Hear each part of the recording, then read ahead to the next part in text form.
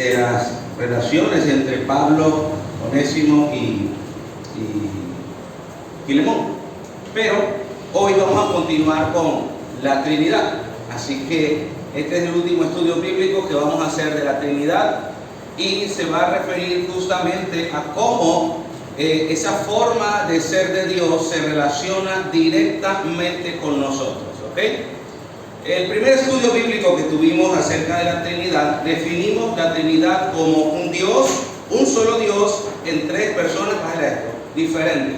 Un solo Dios en tres personas diferentes, que era uno y a la vez tres. Y que cada una de estas personas de la Trinidad era diferente una de la otra.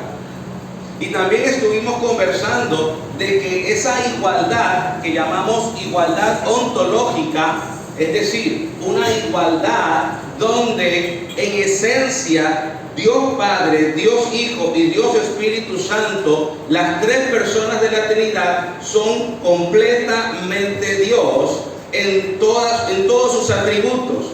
Dios Padre, Dios Hijo y Dios Espíritu Santo están muy bien en sentido de que cada uno de ellos entonces es 100% omnipotente, 100% omnisciente, 100% omnipresente, justo, santo, amoroso, justo, y todas las características de Dios están expresadas en cada uno de ellos al 100%. También habíamos conversado la siguiente semana de que aún siendo iguales eran diferentes. Y aún siendo diferentes, esa diferencia se manifestaba en lo que conocemos como una subordinación económica. Y esa subordinación económica, lo que quisimos expresar allí era que dentro de la Trinidad las funciones y los roles no son las mismas.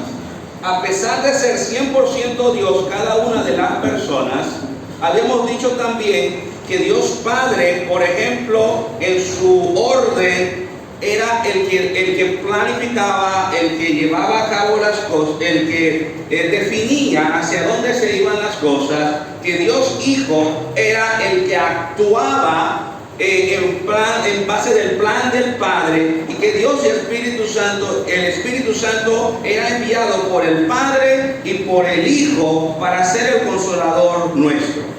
Eso es lo que hemos conversado hasta ahora. Entonces, en un ratico resumimos 2 predicaciones. Hoy vamos a estar conversando cómo ese ser interno de Dios se relaciona directo con la iglesia y directo con la familia también. ¿Okay? Y vamos a estar viendo algunas cosas de esa relación entre el Padre y el Hijo y el Espíritu Santo que nos pueden ayudar a nosotros como esposos a ser mejores esposos, y las esposas a ser mejores esposas, y dentro de la iglesia a ser mejores siervos del Señor también.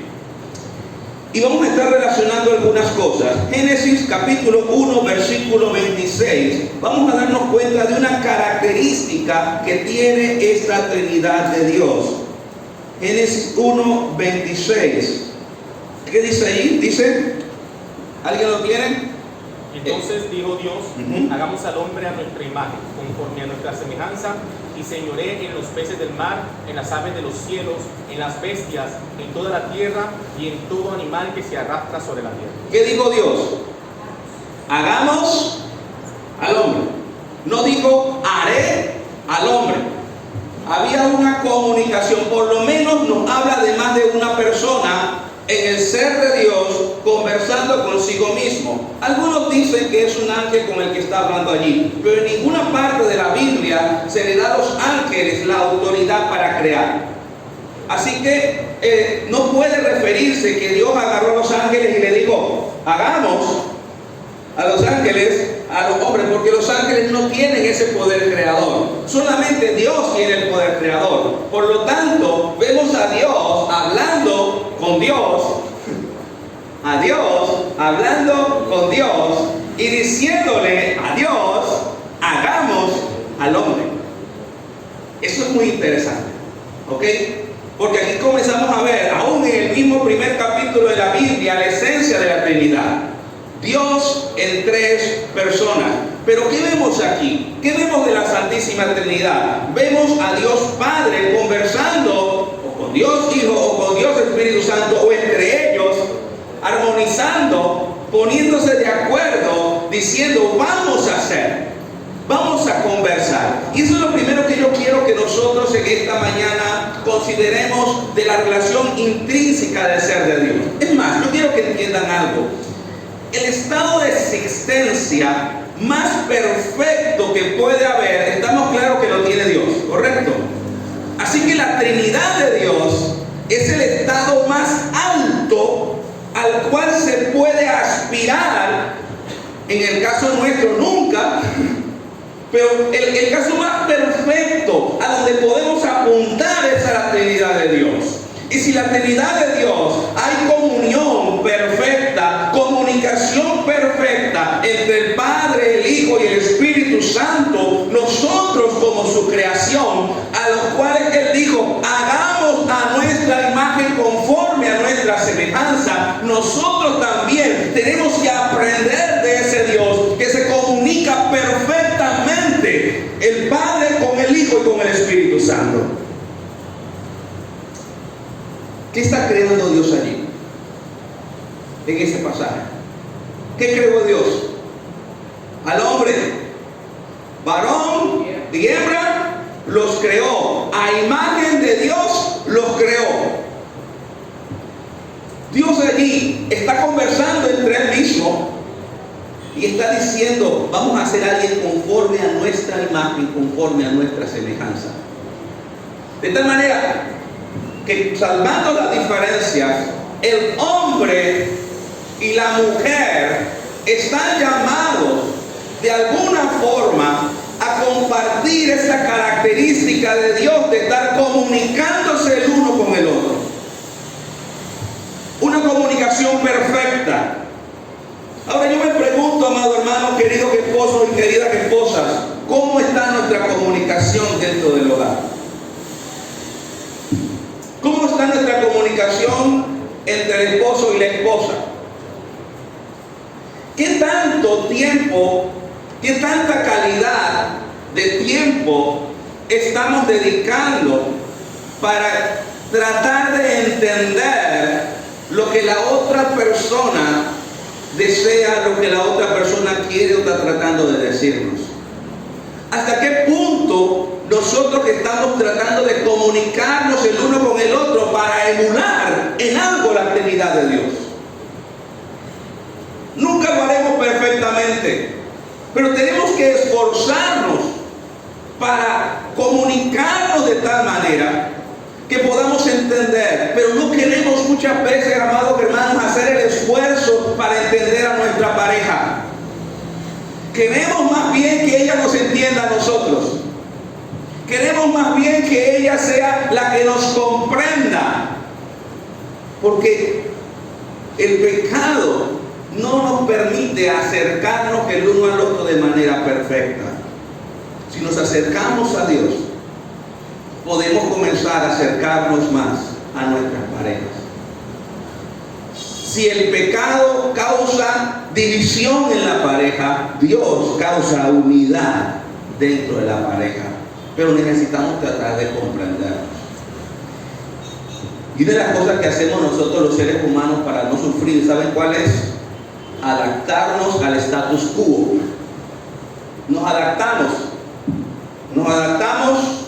al maltrato, nos adaptamos a la ignorancia, nos adaptamos a la falta de cariño, a la falta de consideración, a la falta de afecto. Nos adaptamos porque ya no queremos seguir sufriendo esperando eso y que nunca llega. Debemos aprender a comunicarnos como Dios dentro de la eternidad, ponernos de acuerdo. ¿Cuántos matrimonios que tienen hijos, sus hijos ya no hayan a qué hacer y ven una división tal entre sus padres que, como dice allí, en río revuelto, pues los pescadores hacen fiesta, ¿no? En río revuelto, cuando están todos allí. Mire, cuando no hay una comunicación entre el esposo y la esposa, los hijos son los que reinan. Los hijos son los que gobiernan.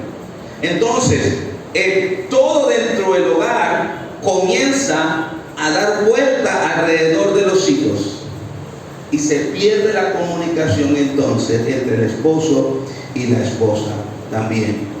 Será mejor entonces, amado hermano, que nosotros aprendamos del Señor. Génesis capítulo 11, versículo 7, vemos otro ejemplo de esto.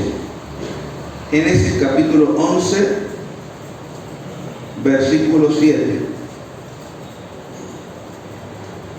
Si alguien es más rápido que yo y lo lee, no me molesto. Ahora pues descendamos y confrontamos allí su lengua para que ninguno entienda el habla de su compañero. ¿Quién está hablando ahí? Dios. ¿Con quién está hablando Dios? Con Dios. Y está hablando, diciendo, ahora vamos a descendamos. Observen cómo hay una unidad de criterio al momento de conversar y de acercarse. Descendamos y confundamos su lengua, porque hay un objetivo al cual estar. ¿Cuál era el objetivo en ese momento? Ellos habían definido ¿qué?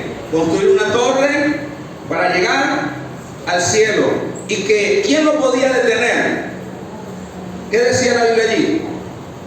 Pues la idea era de que la forma en que lo estaban haciendo era tan decidida que era casi imposible quitarle esa decisión de hacerlo. Y si fallaban, iban a seguir haciéndolo, iban a seguir haciéndolo, iban a seguir haciéndolo. Así que había un objetivo que Dios, dentro de su esencia misma, perseguía con esto. El objetivo era desorganizar y que no pudieran comunicarse el uno con el otro, para que eso hiciera que acabara, y cesó la construcción de la Torre de Babel en ese momento. Cuando Dios tenía ese objetivo, viene y actúa. Dios, santo, poderoso, estableció antes de la fundación del mundo que fuésemos salvos. Hizo un plan también, y un plan salvador que nos involucró a todos, pero ese era un plan consultado entre ellos mismos. Y yo quiero que vean esto. Cuando Dios tiene este objetivo, tiene este plan, se comunica y decide: vamos a hacer esto. A veces una de las cosas que ocurre dentro de la pareja es que nosotros no tenemos un objetivo claro al cual estar dirigiéndonos. ¿Sí? Pero cuando tenemos un objetivo, es para allá que vamos a ir. Ese objetivo va a permitir entonces que se establezcan las voluntades y que se conversen en pro de lograr el objetivo.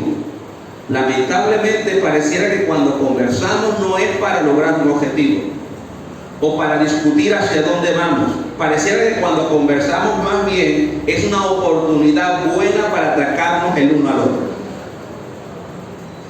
Yo no sé, yo tengo desde los 24 años estoy pastoreando, tengo 42 ahorita, pero en el tiempo de pastorado yo no recuerdo cuántas veces he conversado con parejas que dicen frases como esta: pues yo quería y llamé a conversar, pastor, porque uno no puede dejar pasar las cosas y tenemos que conversarlas. Oye, y tiene razón, tú escuchas la cosa y tiene razón la persona, hay que conversar las cosas. Y yo, cuando estuve conversando, pastor, yo no me podía quedar con nada. Yo saqué todo, porque si me quedo exploto, saqué todo lo que tenía dentro de mí. Yo no sé cuántas veces usted ha escuchado esa frase o ha dicho esa frase. En realidad, cuando se reunió a hablar con esa persona, usted se reunió para trabajar en base a un objetivo, o se reunió para sacar todo el pecado que tenía en su corazón, todo lo malo que hay en su corazón. Mire, cuando conversamos, cuando tratamos de comunicarnos, no es tratar de sacar todo el pecado que hay en mí y arrojárselo a la otra persona. Eso no es lo que vemos allí cuando Dios dice: descendamos. Había un objetivo, había un sitio para donde ir, y por lo tanto se pudieron comunicar tranquilamente. Cuando se reúna con su pareja o con alguien, no se reúna para sacar todo lo que siente en su corazón. Antes de eso, acérquese a Dios y saque y dígale a Dios todo lo que tiene en su corazón. Y Dios va a perdonar su pecado. Y Dios va a limpiar su pecado. Entonces sí puede ir con el corazón limpio, con el corazón sano, con el corazón puro, a ver cómo solucionar cierta situación. Pero si no, cuando se reúne a conversar con su pareja, lo que va a hacer es una gran cantidad de humarasca. Como dice la Biblia en Santiago, con esa lengua que usted tiene va a prender un fuego a donde usted vaya. Y todo se va a quemar. Y no se va a acomodar nada, sino que se va a dañar la cosa. Tenga un objetivo, pero que ese objetivo no sea para dañar a otra persona. Y esto es muy importante, que lo podamos asumir, y lo vemos allí en Dios. Lo otro que vemos en el Señor también es que hay una subordinación del Hijo al Padre. ¿Se acuerdan de eso? El Padre era el que definía el camino, y el Hijo era el objeto de la acción del Padre. Y esto no le restaba al Hijo y no le restaba tampoco al Padre. Ni hacía al Padre superior al Hijo tampoco. Y cuando nosotros lo vemos también en el Antiguo Testamento de múltiples formas, y me gustaría que pudiéramos acercarnos a algunos versículos bíblicos que nos hablan en el Antiguo Testamento de esto. Génesis capítulo 16.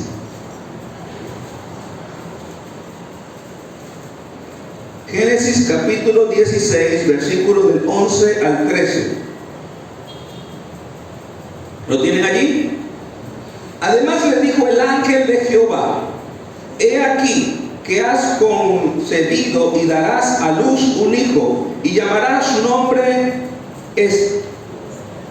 Ismael, porque Jehová ha oído tu aflicción, y él será hombre fiero. Su mano será contra todos, y de la mano de todos contra él, y delante de todos sus hermanos él habitará. Entonces llamó el nombre de Jehová con que ella hablaba: tú eres Dios que me ve. Porque dijo: no he visto también aquí al que me ve.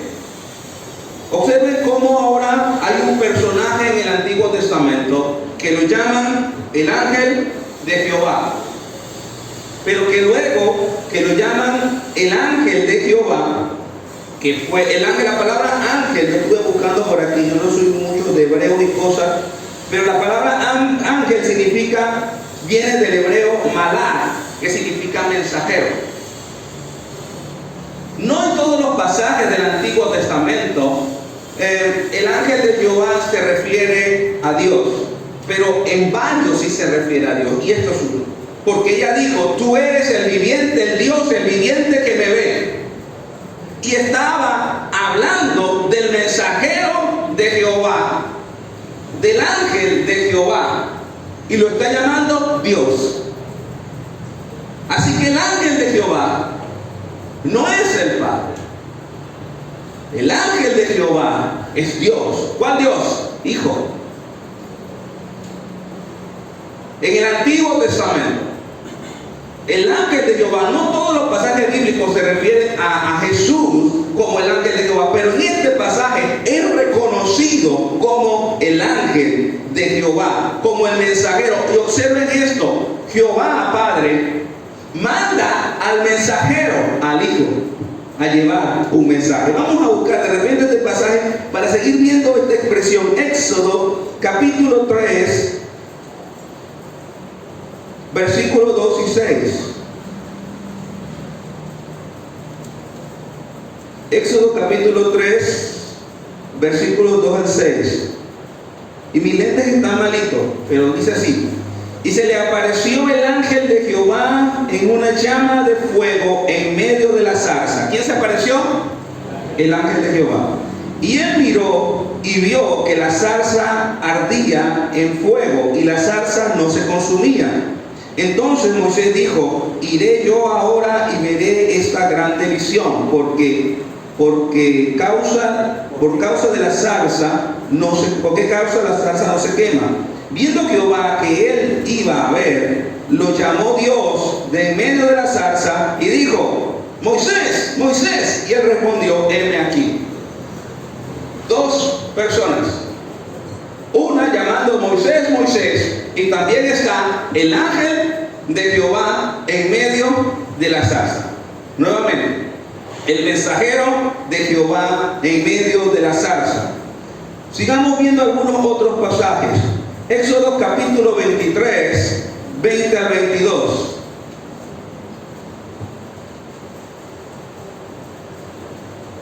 He aquí, yo envío mi ángel. ¿Aquí quién está hablando? Dios. He aquí, yo envío mi ángel de delante de ti, para que te guarde en el camino y te introduzca en el lugar que yo he preparado. Guárdate de delante de él y oye su voz. No le seas rebelde, porque él no perdonará vuestra rebelión, porque mi nombre está en él. Pero si en verdad oyeres su voz e hicieres todo lo que te dijere, seré enemigo de tus enemigos y afligiré a los que te afligen, porque mi ángel irá delante de ti y te llevará a la tierra del amorreo, del eteo, el pereceo, el cananeo, del heveo, del jebuseo y todo ese montón de feos. ¿Sí? El ángel de Jehová irá. Dios Padre está diciendo: yo enviaré, o yo envío el ángel delante de vosotros. Y tenían que sujetarse completamente a ese ángel. Miren, aquí vemos claramente los roles. Y esto también es clave para el ser humano. Hay una relación entre el Padre y el Hijo.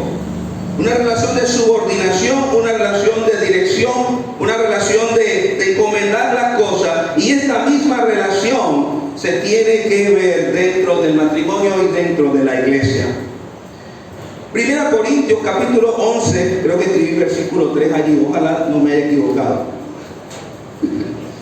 1 Corintios capítulo 11, versículo 3. ¿Lo tiene por allí? Pero quiero que sepáis que Cristo es la cabeza de todo varón, y el varón es la cabeza de la mujer, y Dios la cabeza de Cristo. ¿Observaron? Cristo dice: quiero que sepáis que Cristo es la cabeza de ¿qué? De todo varón, no de toda mujer, de todo varón, dice allí. Y luego dice: y el varón es la cabeza de la mujer. Y luego llega y dice: y Dios la cabeza de Cristo.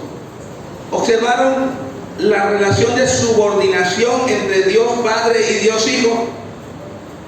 Dios Padre, a pesar de ser iguales, esto es muy interesante, a pesar de ser iguales en atributos, Dios Padre es la cabeza de Dios Hijo. Y la misma relación, en el mismo pasaje, en el mismo contexto, lo está usando entre el esposo y la esposa allí. ¿Observaron eso? O sea que no son dos pasajes aislados que uno está tomando, bueno, uno por allá y otro por aquí, y estamos relacionando un pasaje con otro. No. En el mismo pasaje aquí, la Biblia nos está diciendo que Dios Padre es la cabeza de Dios Hijo. Así entonces está diciendo, de esa misma forma, el esposo es cabeza de la mujer. De la misma forma. Ahora, Dios Padre, Dios Hijo y Dios Espíritu Santo son iguales en deidad, son iguales en importancia e iguales en personalidad, en sentido que cada uno tiene su propia personalidad y cada uno es sumamente importante y cada uno es divino en sí mismo. Asimismo, el hombre y la mujer son iguales en primer lugar, en humanidad. Son iguales también además de humanidad, son iguales también en importancia y son iguales también en personalidad. Así que cada uno de ellos, así como el Padre tiene una personalidad, una identidad que le es clara al Padre, el Hijo tiene una personalidad que le es clara al Hijo, y el Espíritu Santo también al Espíritu Santo. El hombre y la mujer tienen personalidades. Pero a pesar de que tienen personalidades diferentes, en Trinidad se muestra la unión perfecta y la misma importancia de cada uno. Sin embargo, sus roles pasan a ser diferentes. Y ahí vemos claramente, entonces, el Padre y el Hijo es una subordinación al Padre, al punto que dice: no se haga mi voluntad, sino sea la tuya. Y está animando entonces, no a que el hombre sea mayor que la mujer, no a que el hombre tiene más importancia que la mujer, sino más bien a que tienen roles diferentes dentro del hogar y dentro de la familia. Y cuando estos roles son respetados, las cosas comienzan a caminar. Y en este caso es el hombre el que está guiando a las cosas en cuanto a la dirección. Cuando hablamos del padre y el rol del padre, ¿qué hablamos del rol del padre? ¿Qué hacía el padre entonces en su relación con la salvación, en su relación con el mundo? ¿Qué hacía? Autor y ordena. El que autorizaba, el que ordenaba, ¿sí? El que dirigía, el que planificaba. ¿Y el hijo qué hacía? Era el que consumaba, era el que realizaba la acción. Y aquí está justamente esta misma relación. Yo estoy muy emocionado cuando trato de encontrar estas cosas en la palabra del Señor, porque me hace abrir los ojos y decir: oye, es que en esencia sí somos la imagen de Dios, dañada por el pecado, pero llamados a cumplir a imagen y semejanza de lo que Él es. Y en esa imagen y semejanza pues está justamente estas relaciones entre la pareja. Y ahorita vamos a hablar de otras relaciones también, que también es importante que nosotros mantengamos allí. Entonces, hay una jerarquización, una subordinación económica. El ángel de Jehová, respondiendo a la planificación del Padre, saliendo a actuar, y ambos en importancia. Lo otro que vemos en la Trinidad de Dios es la perfecta unidad. Dios Padre, Dios Hijo, Dios Espíritu Santo, no hay diferencia dentro de su propio ser. Así que hay una perfecta unión, una perfecta unidad. Cuando Dios crea al hombre y a la mujer, lo crea para que sean una unidad. Por tanto, dejará al hombre a padre y madre y se unirá a su mujer. Y luego dice ¿qué? Y los dos serán ¿qué? Una sola carne.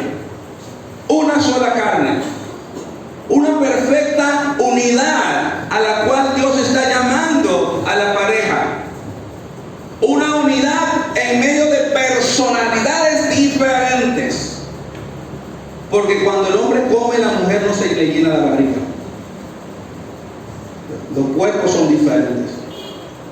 Y cuando la mujer tiene una forma de actuar, el hombre tiene otra forma de actuar, sus personalidades también son diferentes.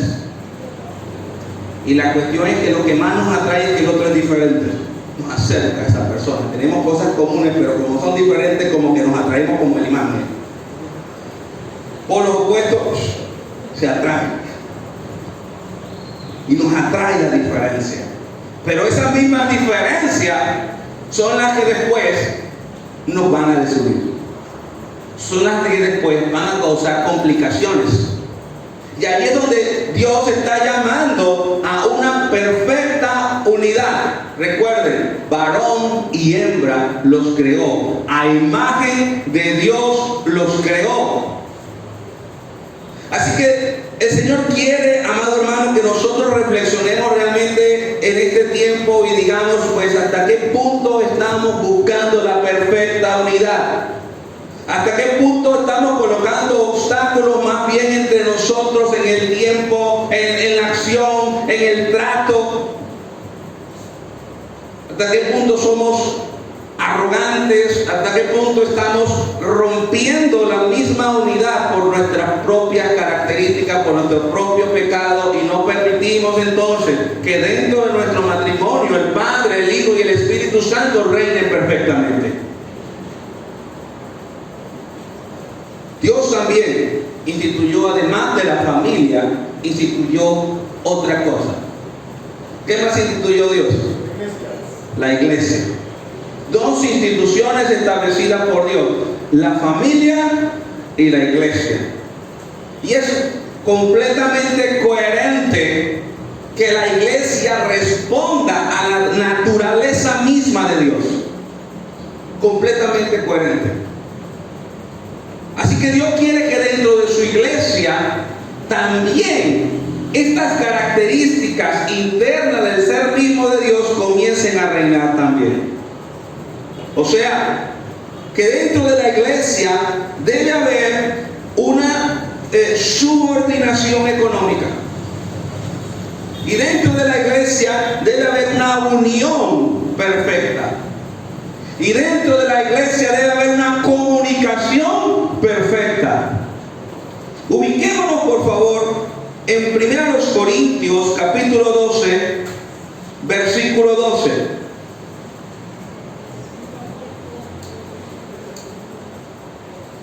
Pero así como el cuerpo es uno y tiene muchos miembros, pero todos los miembros del cuerpo, siendo muchos, son un solo cuerpo. Así también Cristo. ¿Por qué? Por un solo espíritu fuimos todos bautizados en un cuerpo, sean judíos o sean griegos, sean esclavos o libres. Y a todos se les dio de beber de un mismo espíritu. ¿De qué se está conversando en este pasaje? El tema que está allí, ¿cuál es? ¿La unidad de qué? Del cuerpo. Te está relacionando a la iglesia como el cuerpo de Cristo, pero está diciendo algo muy hermoso. Dice que a todos se nos dio de qué. Lean allí, a beber de qué? De un mismo espíritu. Todos fuimos, ¿qué dice allí? Léanlo allí, bautizados. ¿Quién fue bautizado? Todos. ¿Qué es el bautismo del Espíritu Santo entonces? Es que a algunos se le mete algo, comienza a dar vuelta, comienza a retirarse en el piso y parece una gallina allí revolcándose en la arena, dándose toda la arena allí. ¿Ese es el bautismo del Espíritu Santo? ¿Y se le da a algunos y a otros no se les da? No. ¿A quiénes son bautizados por el Espíritu Santo allí? Todo el cuerpo de Cristo. Todos. No unos sí y otros no. Todos son bautizados en el Espíritu Santo. A todos se les dio de beber de un mismo espíritu. ¿Qué es el bautismo del Espíritu Santo según ese pasaje? Ahí está diciendo que el bautismo del Espíritu Santo es la unión del judío y del griego y de toda lengua y de toda nación, incluyéndolo al cuerpo de Cristo. Así que el bautismo del Espíritu Santo es la unión del creyente al cuerpo de Cristo. Y eso ocurre cuando tú decidiste allí, el Espíritu Santo actuó en ti y tú respondiste al llamado de Dios y dijiste: sí, yo creo en Jesús como Salvador personal. En ese momento fuiste bautizado por el Espíritu Santo y fuiste insertado dentro de un cuerpo. Y ese cuerpo es la iglesia de Dios, en una perfecta unidad. Y es lo que nos está comenzando a hablar este pasaje. La iglesia como el cuerpo de Cristo. Y esa iglesia fue Cristo el que definió formarla. No es la iglesia de Gerson, no es la iglesia de ninguno de nosotros. Es la iglesia de Cristo. Es Cristo la cabeza de su iglesia. Y en Cristo nosotros tenemos que responder como miembros en una perfecta unidad a lo que Él está determinando que hagamos.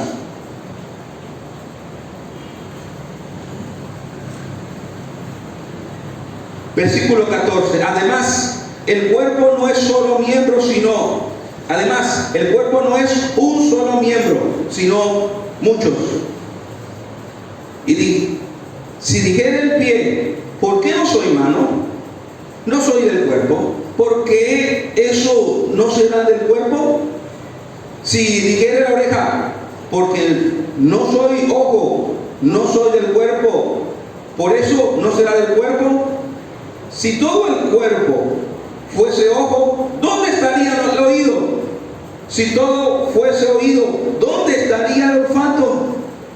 Observen que dentro del cuerpo hay diversos miembros también.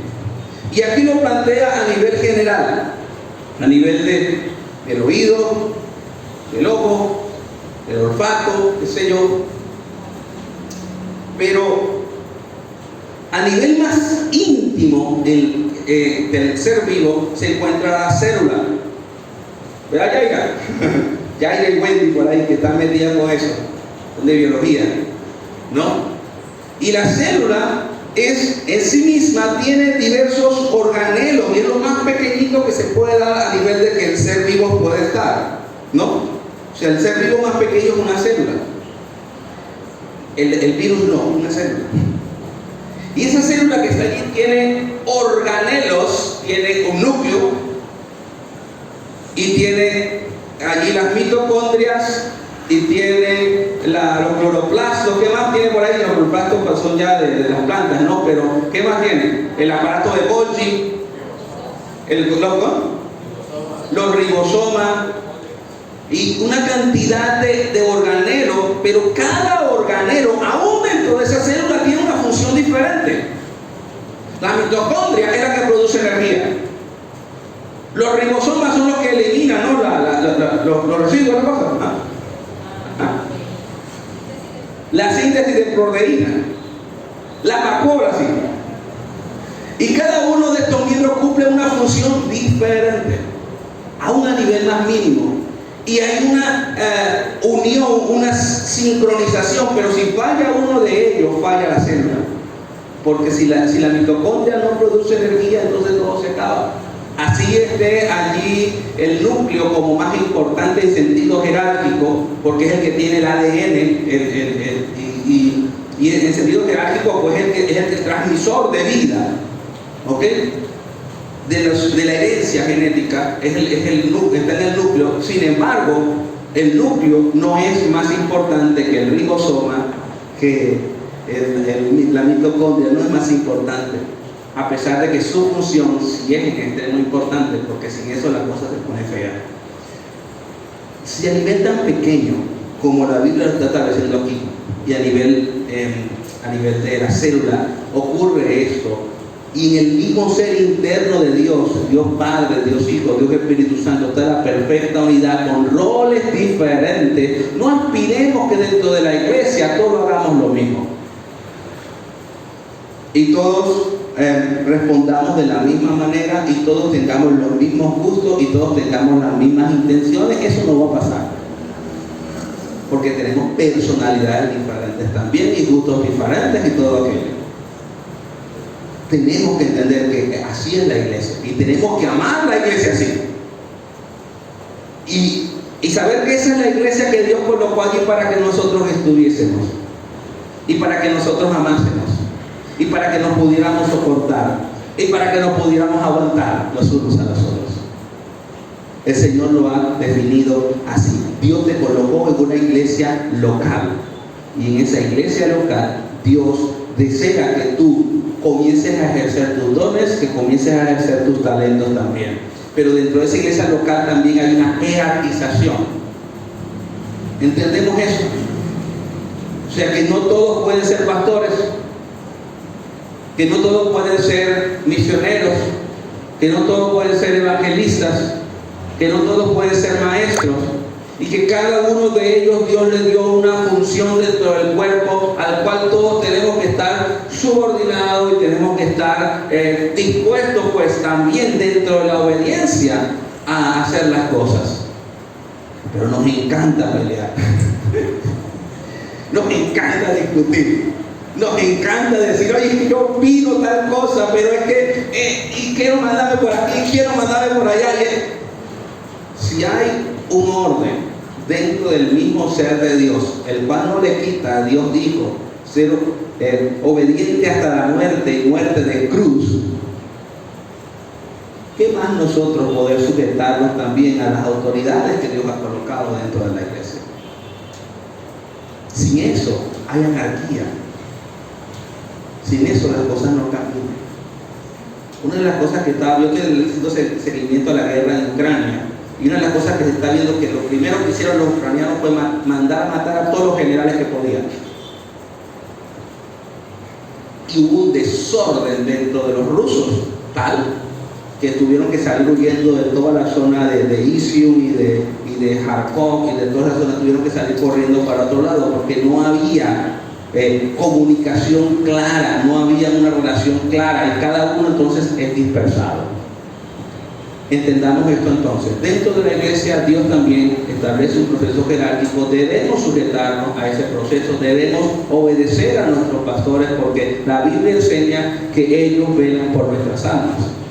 Y tenemos un líder de adoración, tenemos un líder de allí, de los jóvenes. Sujetémonos a las personas que Dios ha colocado al frente y roguemos al Señor que si cometen errores, pues además de decírselo, porque hay que decírselo, pero si cometen errores, que Dios pueda tratar con ellos y que Dios pueda habilitarles, que Dios pueda guiarles y que puedan arrepentirse aún de sus pecados y echar las cosas hacia adelante.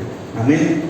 Entonces tenemos cómo la Trinidad de Dios ahora se relaciona con la familia, que es una institución, y cómo se relaciona también con la iglesia. Y estas tres cosas que hemos hablado, en primer lugar, la comunicación, en segundo, la jerarquización, y tercero, la unión perfecta que pueda estar reinando en nuestras familias y que pueda estar reinando también en la iglesia. Vamos a orar. Querido Dios, te damos gracias, Señor.